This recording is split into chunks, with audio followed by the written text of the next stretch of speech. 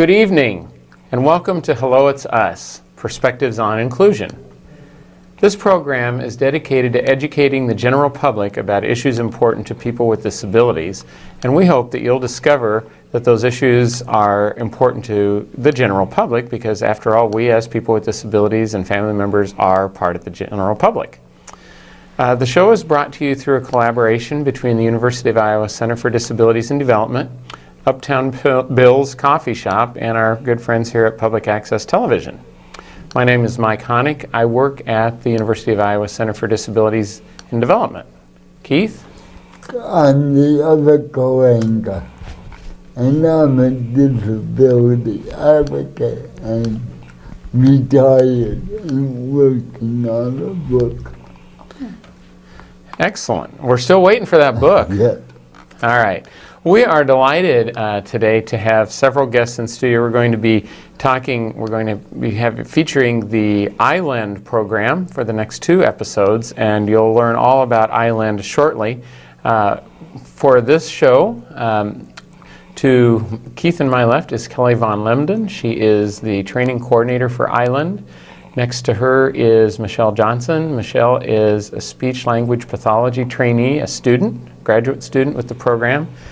Next to her is Cheryl Lehman. She is a mom. She also is involved with a program called Parents as Mentors, which you're going to learn all about. And next to her is her daughter Chloe, who is a big help to us in another program that I work with, which has to do with training medical students about working with patients with disabilities. So welcome, everyone. Thank you. Thanks for having us. And I'd like to just ask you to start out. We'll start, just stay in order here for the moment anyway. And Kelly, ask each of you to just introduce yourselves. Obviously, everybody knows your name now, but and talk a little bit about who you are and what you bring to the table in terms of disability and specifically the ILEND training program. So, Kelly, we'll start with you. Sure. Well, I am the training coordinator for the ILEND program, and it's a leadership program for graduate students that are going to be going into healthcare-related fields. And our mission is to provide education on policy and advocacy, cultural competency, leadership, communication, research, and most importantly, family-centered care.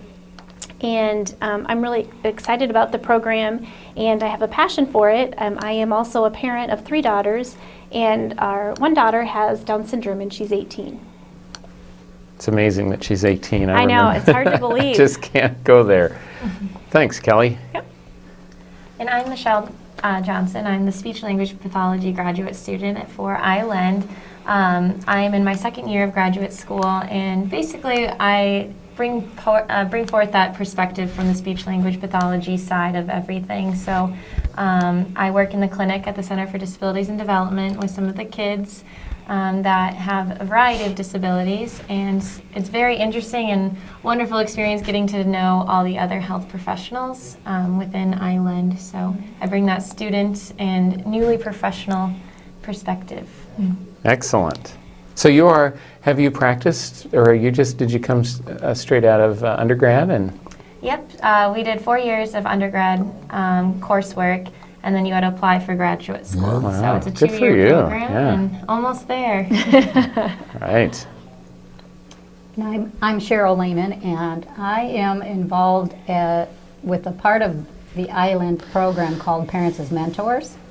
And Michelle was part of 2 people that was part of that program last fall. Mm-hmm.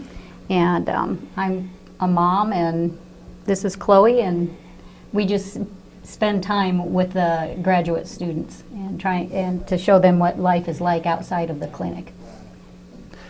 Great. Thanks so much.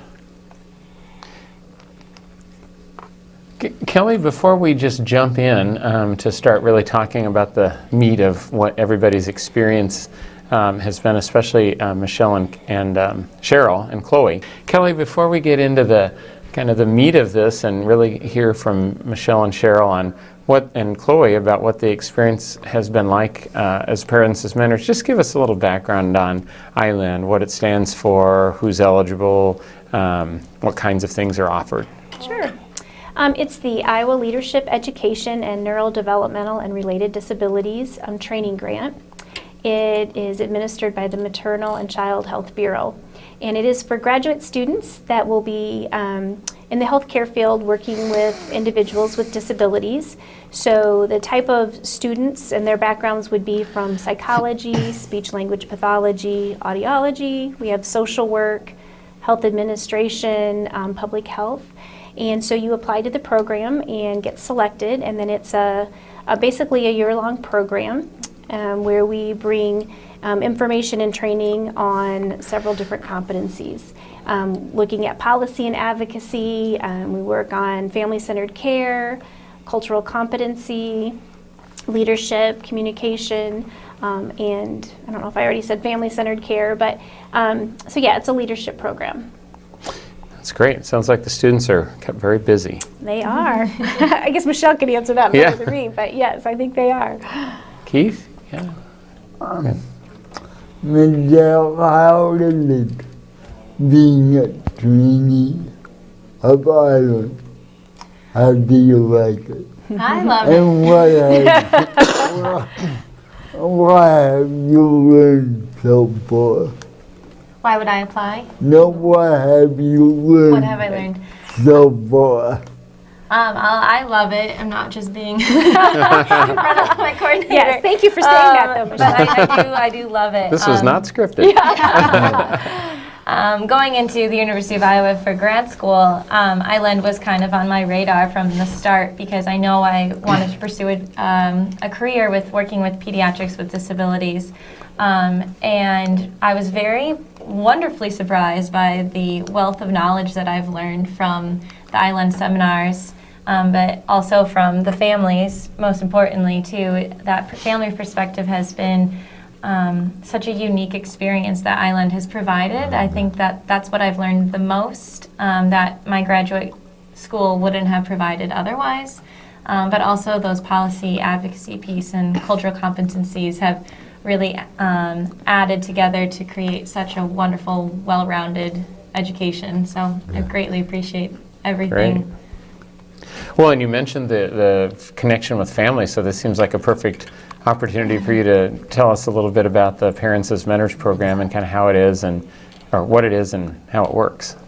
So Parents as Mentors, I was laughing because there's requirements with it, but you just meet, you get matched with a family in the community that has a child with disabilities, and you're required to meet up with them a couple times. I don't even know, because I felt like we just met up because we like to hang out All right. and get to know each other. But really the purpose of Parents as Mentors is to learn that family perspective and explore different experiences that they have day to day that we don't see as professionals. They come to us for clinic and therapy, but we don't realize what their morning was like or what their weekends were like. So Parents as Mentors gives us that really unique opportunity and bond with that family to appreciate that going forward as a professional. And that sounds like a big help to you down the road.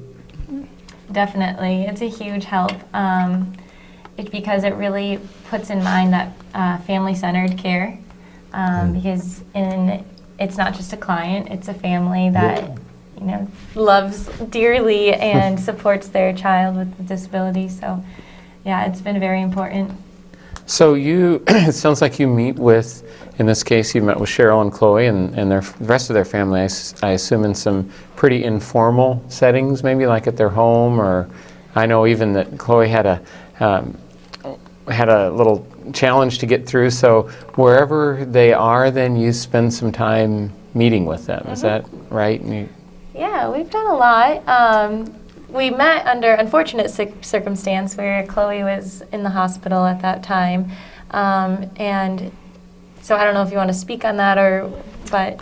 Well, I think, when this is my 4th year with the program, and when Kelly approached me, they want you to spend 20 hours with the students in whatever settings. So usually the first visit I have with 2 graduate students, the first visit I usually have with them is at our home.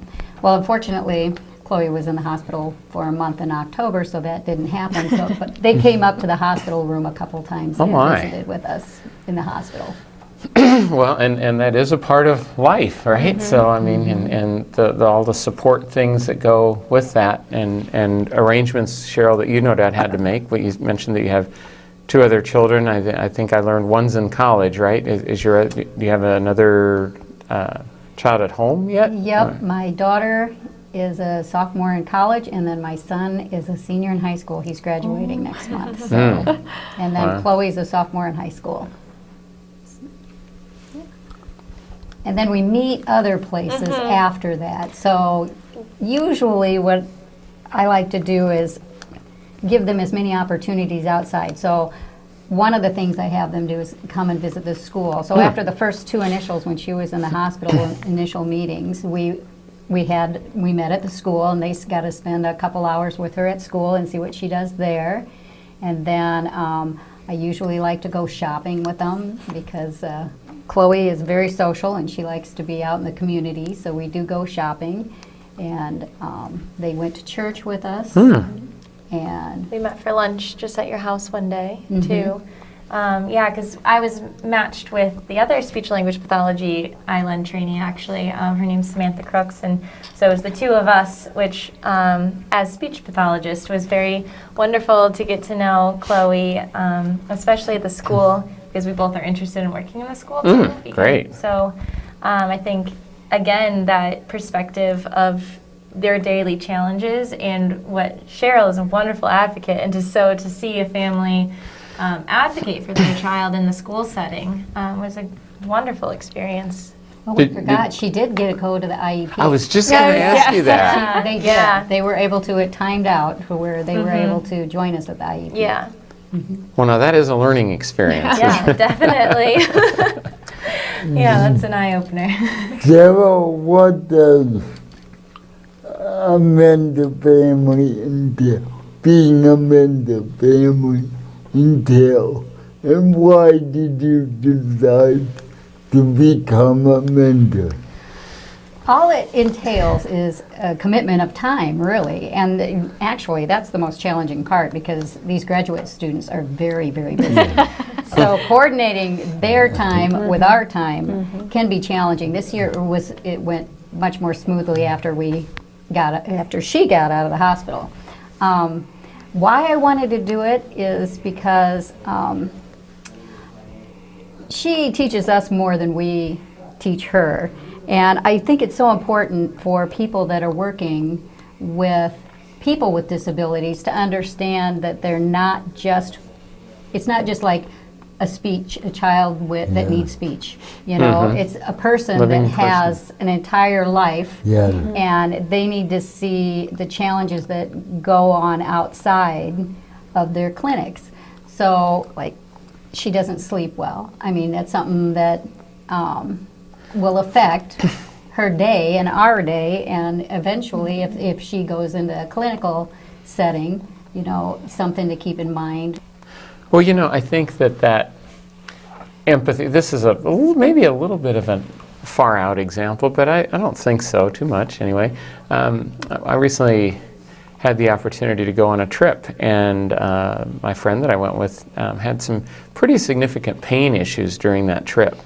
And you know, I didn't have them, and so sometimes I got a little short with her, a little impatient. And I recently took a little fall and had a little ankle sprain, and it wasn't very bad at all. But I thought, man, what? And it's, you know, the pain's gone from it now already. But wow, what if I had to live with this all day long? I wouldn't be nearly as, you know, most of the time I think, a reasonably positive person, but if I had that going on 24/7 and didn't sleep and wondered if it was ever going to get better, and just the physical pain. So is that a little bit, I mean, in terms of the empathy that you kind of develop, Michelle, or I mean, and Cheryl, feel free to jump into and talk about, is that kind of the message that you're just wanting them to see what a day in a life is? And Definitely. I would think that's the biggest piece for all professionals to realize.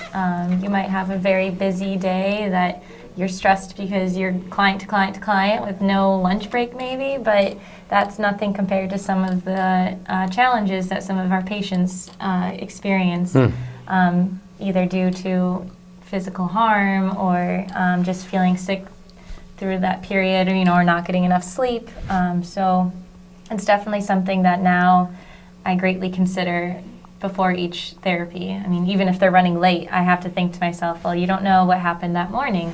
And also not being a parent, I don't know the challenges of just getting a toddler out of the house. So it's definitely something that makes all of us professionals challenge our perspective a little bit more and see it from their eyes and put ourselves in their shoes. And it's been great. That's On the same, you know, talking about that, Chloe is unique in that she has a lot of different therapies. PT, OT, speech, and vision are her four. And I remember, I think I showed you guys when she was young, like 3 and under, and she had them all come to the home, they'd all say, well, do this with her twice a day, do this with her 4 times a day. And it was 2 pages front, I mean, it was front and back, and it was, you know, an Excel spreadsheet that I could cross off that was just, it was not feasible, you know. So just the idea, knowing that sometimes carrying it out at home can be challenging, especially when you have 2 other kids at home that you have to feed and take care of. So that was one of the things I think that Michelle and Samantha, it was eye-opening for them. Yeah. The expectations that sometimes are out of reach for some families at home. Yeah, it's kind of interesting too, because I do and one of the other grants that I work with is medical student training, and where we actually and Cheryl and Chloe come in and join us when they can to help educate medical students. And you're really great about saying, gee, I wish we could, or we can't this time, and we've got this going on. But whenever you do that, it makes me remember, gosh, you know, everybody, you know, we're always hopeful that we get more families, and I think they've got regular lives to lead, and trying to squeeze something in, you know, and eventually we'll get into the dinner hour and so forth. It's got to be tough. So I think it's wonderful that you set aside as much time as you do, not only for our program, but certainly for ILEND and for the Parents as Mentors. I think one of the things too that we talk about, not only when the Parents as Mentors program, but also just throughout the semesters, is talking about the idea that family-centered care is recognizing that the parent is the expert of their child, and that without their input into whatever it is, whether it's recommendations or decisions, that you're not going to get the best outcomes. And I think I hear a lot now that the trainees will say we need to ask to make sure that whatever we want them to do is reasonable for them, and just being respectful of their time. And so I think Parents as Mentors then puts that into perspective and actually puts it into the reality, into real families and how that impacts them. And it's been really rewarding to see just the change in conversation over the 2 semesters of the trainees realizing that, and like Cheryl said, Chloe has 4 disciplines that are giving her recommendations, and recognizing that you're not the only one, and maybe even if you are, you may not have time to do all the things that they want you to do. So, Keith, I know you had a question. I think I jumped in on you. So That's all right. Michelle, I'm glad you brought up the subject of stress, because during my lifetime, I met a number of people that don't think because you're disabled, you don't have stress, and that it doesn't affect you the way it does them. So I'm glad you made that clear. Thanks, yeah, I do believe that. I think I'm curious to know, are all the trainees required to participate in Parents as Mentors, or is it one of those optional? all of the trainees are required. That's good. Mm-hmm. Because I think that there's just there's no way to really get that perspective like visiting and spending time with the family. I think that's right. Certainly at the end of the year when we get feedback from them, that seems to be the experience that really has had the biggest impact on them as they go out and practice in their professional careers and really in their personal lives too. So I just know that it does make a difference for sure. Michelle, what has been the best experience working with Cheryl and Chloe? The best experience. Or the most enjoyable? I mean, every experience has been wonderful, and each has taught me, or I've walked away with a different type of joyful experience, I would say. And I think the best has been getting to know your family and getting to know Chloe too, because Chloe has such a spunky little personality, loving music, dancing, smiling. Can't tell her now. And it was I think overall it was the most wonderful experience seeing Chloe progress through that semester of seeing her in the hospital and seeing that pain throughout the family, and then going to see her in the school. I think it was the school, not for the IEP, the other one where she was just so just awake and alert and happy, and it was so wonderful to see that smile on Chloe's face and her light up. It was, I think it was when we went in that room, and I forget, but she was dancing, and I think that's been overall the most wonderful experience. I take it you didn't get to see her fish. I think I remember Chloe catching a fish here a year or so ago. Yeah, it was last year. Yeah. Oh, I missed that. Yeah. That was something new through the CDE too, where I don't even know what that is. they had even an apparatus that went on her leg that because she could hold the fishing pole. Oh, cool. Yeah. That's neat. Yeah, and Michelle and Samantha had a unique perspective because they're the only ones that out of the 4 years that saw, the hospital stay. So she did get to see from the worst to the best. So That's great. Yeah. Well, it's not great that she had to be in the hospital, but I mean, if you're going to have the experience, it's a realistic view of what the families had to go through. So. Cheryl, speaking of health, what would you like professionals in the health area know about Chloe that isn't health related?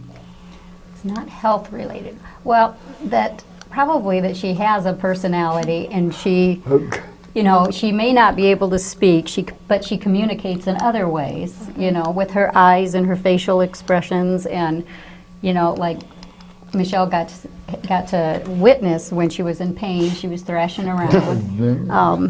So, and that she's a whole person, and she loves school, she loves people, she loves shopping. Yeah. Well, and she's a daughter, she's a sister, she's a classmate and a friend. Like, she's not just your client. Yeah. I think that's a big takeaway too. It's just that she has this huge support system, and you as a professional should support her in all means possible. I think that's really cool because unfortunately, I've been on the professional side of it too, and sometimes, that isn't so unfortunate, but the unfortunate part is hearing people talk about, you should hear about my guy that does, and it's almost like they've become inhuman or a job or something. And I mean, I can just tell, Michelle, from you talking about this experience that you've really, and I suspect that you had this going for you before you met Cheryl and Chloe and their family, but just being able to be with them, I'm sure it's reinforced to you the importance of really thinking about the person as a person first and a family as the family unit first. I think I can speak on behalf of all the trainees as well, that they've had similar perspectives and similar lessons from the Parents as Mentors program. Awesome. Cheryl, and actually, Kelly, jump in here too as a parent. Keith hit on a little bit in terms of what is it what are the messages that are non-health related. But Cheryl, I guess just if there are additional things that you would want healthcare practitioners, either current or future, to know, please jump in there. And Kelly, I know you're here as ILEND training coordinator, but you're also here as a mom, and I know you have some opinions about this too in terms of Sydney. So I'd love to have you share your perspective too. Well, my perspective, the thing I want to communicate mostly on the healthcare end of it is that she is a whole person. I mean, even though she has like 10 different doctors, endocrinologists, nephrologists, neurologists, and what, and their focus is on one part of her body, and she's a whole system. So what they do affects other parts, but that can be carried over to, therapists too, so what they're working with. So she just is a whole person and not just their little specialty area, and how it affects the family and her overall quality of life. So that's one thing, and Kelly hit on it a little bit, but, and for the most part, most practitioners understand this, but yeah, I've had Chloe with me for 16 years almost. She'll be 16 in May. And so just to listen to the parents and their opinions. We're not experts on their medical field, but we are experts on Chloe as a person. So that's huge, and that carries over to the therapists. We're looking for guidance, but our personal experience have to be considered as part of the process. I chuckled on that one because Kelly is in an educational video where she talks about family-centered care, and that almost to the T, you said that about Sydney. I may not be an expert on all medical things, but I am an expert on Sydney, and I thought that was, it's just neat to hear you say that. Again, it wasn't scripted. It was not. It was not. 1 minute. Yeah. So Kelly, anything to add?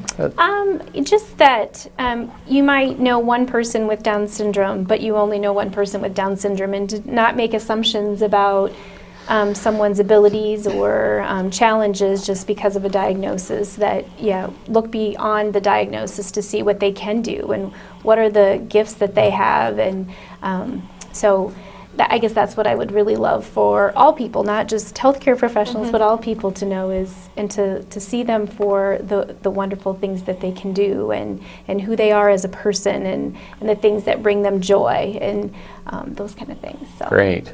Well, I figured this would happen. Time has gone extremely quickly. We're at that time where we need to wrap up part 1 of our visit with the ILEND program people. And so I'd like to thank our guests for taking the time to be with us today. I'd also like to thank our viewers and invite you to tune in next week when we will talk some more about ILEND.